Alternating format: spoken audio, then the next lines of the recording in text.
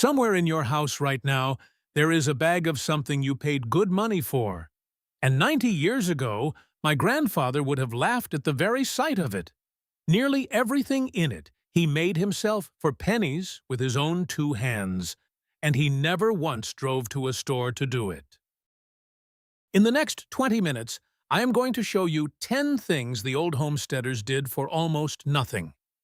10 skills that big companies spent millions of dollars teaching you to forget, so that they could turn around and sell each one back to you at a markup, year after year. My name is Gary. I have kept a homestead for 41 years now, the same way my grandparents kept theirs. No subscriptions, no monthly deliveries, no shelf of plastic bottles crowded under the sink. Just the old ways, and they have never once let me down. And these old ways matter more this year than they have in a long while. Every month, the prices climb a little higher. The boxes on the porch cost a little more, and the dollar in your pocket buys a little less. The folks who remember how to make instead of buy are the ones who sleep easy. So stay with me right to the end, because number 1 is the skill they fought the very hardest to bury, the one that quietly keeps you dependent on them every single spring, and almost nobody remembers how to do it anymore. Let us start with number 10, the one most folks rake up and carry out to the trash every single winter without a second thought. Wood ash. That soft gray dust in the bottom of your stove is, I promise you, one of the most useful things on the whole property. Soak hardwood ash in a little rainwater and you slowly draw out lye, the very same thing in that $12 jug of drain cleaner, and the thing that turns plain fat into every bar of real soap. One barrel of ash that cost you absolutely nothing will make a full year of soap for the house. But the ash does not stop at soap. Sprinkle it dry in a ring around your garden beds, and the slugs will not dare cross it. Work a handful into tired, sour soil, and it sweetens the ground and feeds the next crop. Free fertilizer straight out of the firebox. Mix it into a paste, and it scours a black pot back to a shine. Dust it thin across the henhouse floor, and it dries the damp and keeps the mites down. One free bucket quietly doing the work of 3 or 4 different products you are paying good money for right now. The companies never invented a single thing here. They simply poured a forgotten farm trick into a plastic jug, gave it a clever name and a bright label, and sold your own cold fireplace right back to you at a tidy profit. Number 9 kept food and animals alive through summers far hotter than anything we tend to see now, and it ran on no electricity at all. Because a heat wave, I will tell you, kills more in a closed barn in one July afternoon than any fox does in a whole year of prowling. $9 buys you a single roll of burlap. Wet it down good, and hang it right where the air comes through, across the open window or the door of the coop, and the space behind it will drop 10, even 15 degrees within the hour. It is evaporation, the oldest cooling there ever was, the very same reason a breeze coming off a wet field feels so cold against the back of your neck. There is no motor to it, no power bill at the end of the month, and no part inside it that can ever break down on you. My grandmother used the very same trick to keep the butter and the milk sweet. A clay crock set down in a shallow pan of water, a wet cloth draped over the top, with its ends trailing down into the water, and that little dish stayed cool as a deep cellar all day long. Before the power lines ever reached the country, this is how whole families made it through. A spring house over running water, a wet cloth in the breeze, a cool clay pot in the shade. Simple physics doing the work we now pay the electric company to do. Number 8 is the reason my grandmother never owned a second refrigerator and still set her own carrots on the table clear into March. Most folks today watch fully half of their harvest soften and rot on the counter inside of 3 short weeks. Down in the cool of the root-cellar, she kept a plain wooden crate filled with damp sand. The carrots, the beets, the turnips all went in nose to tail, each one buried so that no two ever touched, and that cool sand held them firm and crisp for a full 6 months. Cold and dark, and just a little damp. That is honestly all a root vegetable ever asked for in this life.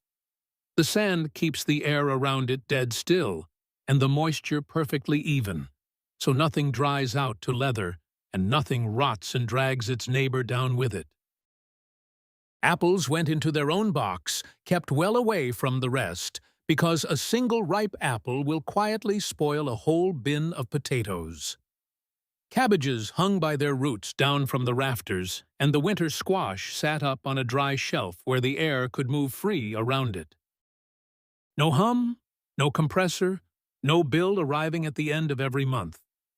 A simple box of sand and one cool, dark corner will plainly outlast a humming machine that costs you good money just to stand there in the kitchen and run. Number 7 is sitting right there in the trim of the meat you already buy, and most folks scrape it straight into the bin. The old families rendered it down low and slow and ran half the whole household on it, and they would be appalled to watch us throw it away. Melt beef or pork fat down low and slow, and you are left with clean white tallow and lard. It fries your morning eggs, it seasons a cast-iron pan to a deep black shine, and it waterproofs a work boot better than the spray they sell you for $9 a little can. Pour that same fat into a mold around a length of cotton wick, and it burns clean as a candle for hours on a dark evening. Whip a spoon of it together with a little beeswax, and it becomes the only hand balm a working man needs to get through a hard, cracked winter. And the crisp bits left behind in the pot, the cracklings, went straight into the cornbread for the children. Nothing on the whole animal was ever wasted. Smear that fat thick on the hinges and the saw blades through the wet months, and not a speck of rust takes hold. And here is the part that ought to make you a little angry. The same fat they spent years telling you to fear and to throw out, they quietly refine and sell right back to you in a dozen separate aisles: the soap, the candles, the lotion, the lamp oil, all of it from one free trimming. Number 6 is a single humble gallon jug that quietly replaces a whole crowded cupboard of sprays and cleaners. Plain white vinegar, the kind that sits on the bottom shelf and costs you about $3 for the jug. Warm it in the sun and pour it straight onto the weeds coming up through the gravel, and they are brown and dead by the very next morning. Wipe it down a dirty window and the glass shines without a single streak. There is honestly not a room in the house it cannot clean. And that very same jug preserves the harvest right alongside cleaning the house. A little vinegar, a little salt, a few seeds of dill, and the cucumbers out of the garden become a jar of crisp pickles that keeps on the shelf clear through to spring. Cut the smell of an old drain, soften the hard water in the wash. Take the itch out of a sunburn. Lift the rust off an old tool overnight. Even a splash in the hen's water trough keeps it clean. One $3 jug standing in for a whole shelf of products that would run you $40. Number 5 grew along the back fence of nearly every old farm, and folks today walk right past it, call it a weed, and mow it flat. Comfrey. The old-timers had another name for it altogether. They called it knitbone, and let me tell you, that name was hard-earned. Crush those big broad leaves into a cool green poultice. Lay it gently over a bad sprain or a deep purple bruise, and wrap it snug with a strip of clean cloth. The old hands swore up and down by it for a swelling that any store-bought salve never even touched. And the same little garden quietly stocked the whole medicine box. Yarrow leaf pressed onto a cut to stop the bleeding. A chewed plantain leaf to draw the heat out of a bee sting. Chamomile dried in fragrant bunches over the stove for a child who would not settle down at night. For the deep chest cough of winter, they had an onion sliced and laid in honey overnight. And by morning, that jar held the gentlest syrup you ever tasted. Elderberries simmered down for the fever. A clove of garlic for nearly everything else that ailed a body. None of it ever came shrink-wrapped on a blister card from a pharmacy 2 towns over. It grew about 10 honest steps from the kitchen door, free for the picking, the way that good, simple medicine used to come to a family. Number 4 is the reason those grand old barns stayed bright white and standing sound for 100 years and more, all on a coating that cost the farmer next to nothing to mix up in a bucket out back. Whitewash. It is nothing more than slaked lime stirred into water and brushed on good and thick. It brightens up the darkest stalls so the animals can see, and the lime itself quietly kills the mold and the mildew and keeps the boring insects out of every crack in the wood. That same bucket of lime sweetened the outhouse and the gutters and kept the whole place healthy long before anyone sold a spray for it. A dusting in the damp corners, a wash down the stall walls each spring, and sickness simply had nowhere to take hold. Modern paint cracks and peels off in a few short seasons and sends you marching right back to the store with your wallet open. A simple bucket of lime soaks down into the grain of the wood, breathes with it, and come spring you just brush a fresh coat straight over the old. Number 3 is how a whole family kept an entire hog through a long dark winter with no freezer anywhere on the place, and the meat, if anything, only got better the longer it hung there in the cool dark. First, the salt draws every last bit of the water out of the meat, and without water, nothing on this earth can spoil it. Then cool smoke from a smoldering hardwood fire seals the outside up tight and lays down that deep flavor no machine has ever once managed to fake. The scraps and the tougher cuts were not wasted either. They went into sausage spiced and hung to dry, or into strips of jerky laid up near the fire, food that kept for months in a sack, and rode along easy in a coat pocket out to the far field. Now think for a moment about what a freezer really is. It holds your whole winter of food hostage to the power line running up to the house. One bad ice storm, one long outage, and a full season of hard work quietly thaws and slides into the trash overnight. But cured meat asks you for nothing at all, but a cool, dark hook to hang from.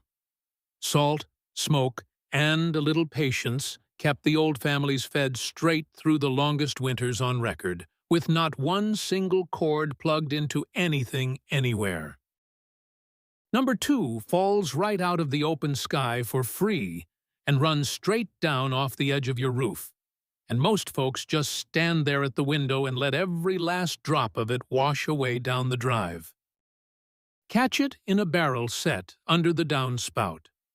Then run it slow through a thick layer of clean coarse sand and a good layer of crushed charcoal, and that cloudy gray water comes out the bottom of the barrel running clear and sweet and clean.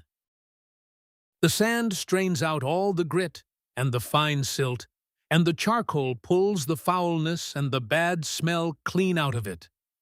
The exact same 2 cheap layers that a modern store filter charges you $40 whole a cartridge just to come and replace.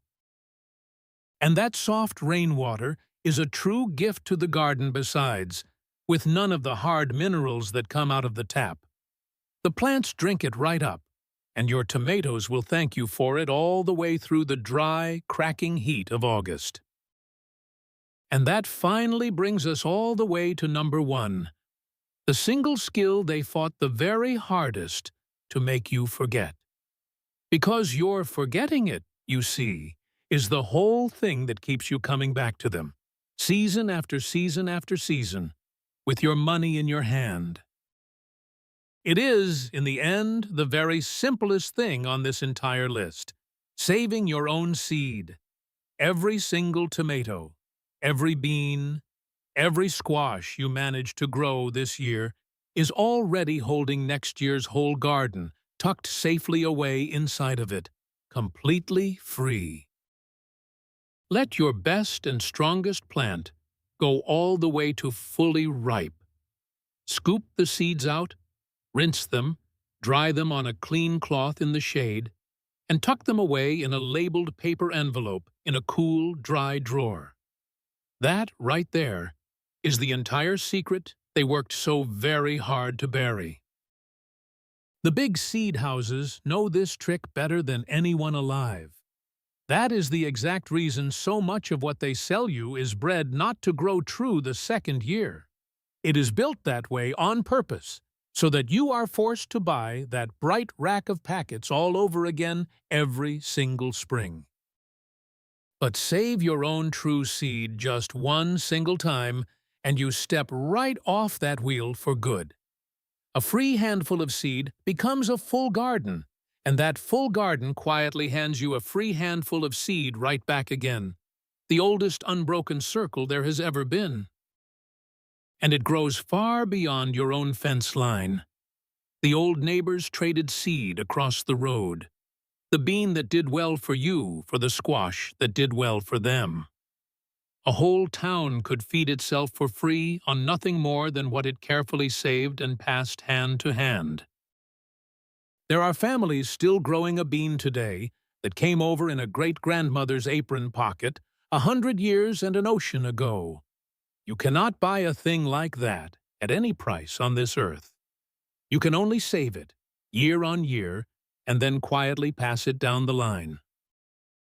So there you have all 10, and not a single one of them needs a subscription or a power cord to do its work.